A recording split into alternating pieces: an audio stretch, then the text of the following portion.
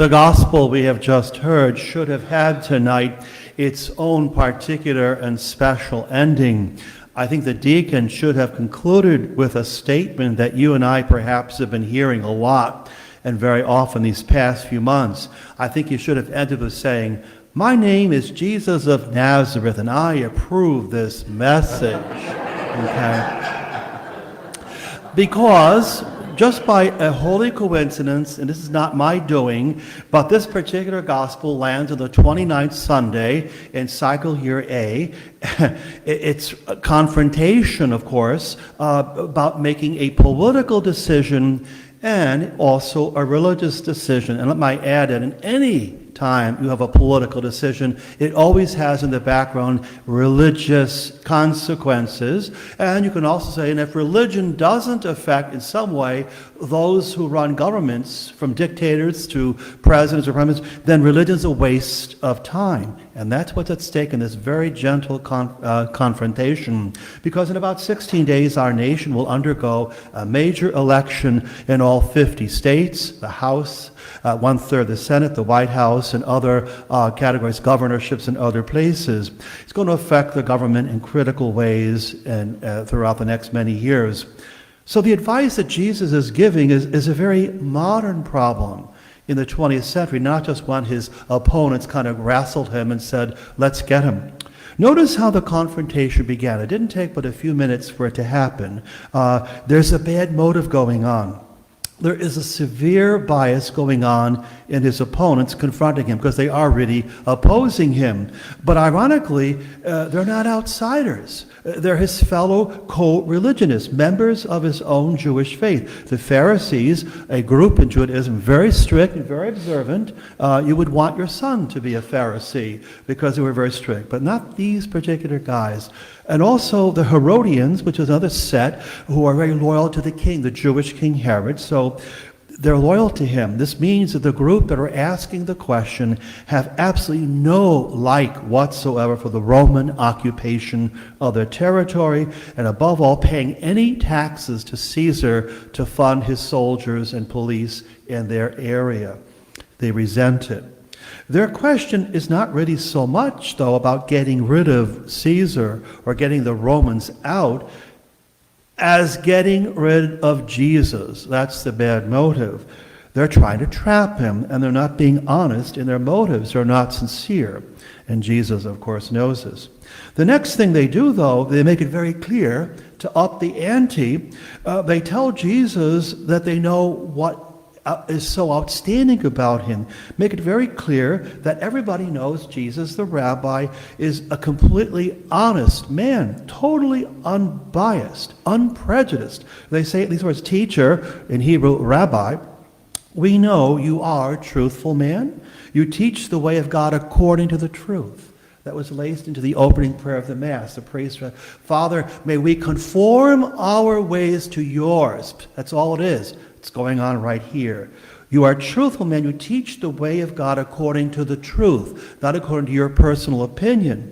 And you are not biased. You are not opinionated. You're not influenced by a person's status in life, you know. So everybody is equal in your sight, not just the wealthy and so forth. So this is a very powerful acknowledgement on the part of Jesus' adversaries. This innocent and objective quality that they find in Jesus is precisely what the Senate Judiciary Committee tries or has been trying to discover this week.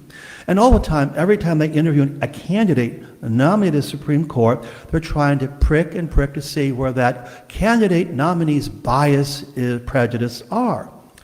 So unfortunately for the members of the Senate Judiciary Committee, even though the candidate tries to be as neutral as possible, the questioners, of course, have their own agenda. We saw this the past week if you watched the confirmation hearings on the Judiciary Committee. One side or the other. They both have their separate agendas. That's the way it is. But they want a pure candidate. They don't want to see it going either way. Now, in this gospel, Jesus recognizes the false motives of the interrogators. He calls them hypocrites, But their question, though, is a very clever question. It's not unfair. It's very clear. And in fact, the very issue he's pointing to and touching has affected the Catholic Church, the oldest and longest of the Christian bodies from the beginning, in almost every part of the world for 2,000 years. I can't find a period of Catholic Church history within a decade or so. It's the Pope, the King, the Emperor, something, a council, a reformer, whatever, disputes about power in the temporal world, governments, and also spiritual, moral issues. What does it mean in our country then, in our Constitution, the First Amendment, to make a separation between the church and the state? It's in the First Amendment. Should they be separate? And when they ask Jesus the question, Jesus seems to be saying, yes, there is a separation between the church and state. That's his answer. Give to Caesar what's his, give to God what's God's. Okay, all right, there's a wall there. Now the second question is, should the state be allowed to have any control over religion? And Jesus is saying rather clearly, no. Let's look at that. This insight and teaching should help us, not just in 18 days, but every election day throughout the rest of our lives. Because the government participates through its citizens. That's not true in most of the world, like in China or North Korea, or even Russia has a very poor record. It's helpful because of the way Jesus is answering the question, the way he chooses to instruct is very powerful. He's telling the questioners two things. He's saying, first of all, the government, Caesar, in this case Tiberius Caesar, has a right to certain things. That's ancient. Long before Christ was born, the great Aristotle and Plato, in their ethics and so on, said the government needs to have certain things to create public order and common good. We owe certain things to the government, like legitimate taxes, whatever that is, and other responsibilities, even our responsibility to vote. And that's what Jesus says, repay to Caesar what belongs to Caesar. He also claims that there are things that do belong to God. We owe to God what belongs to God.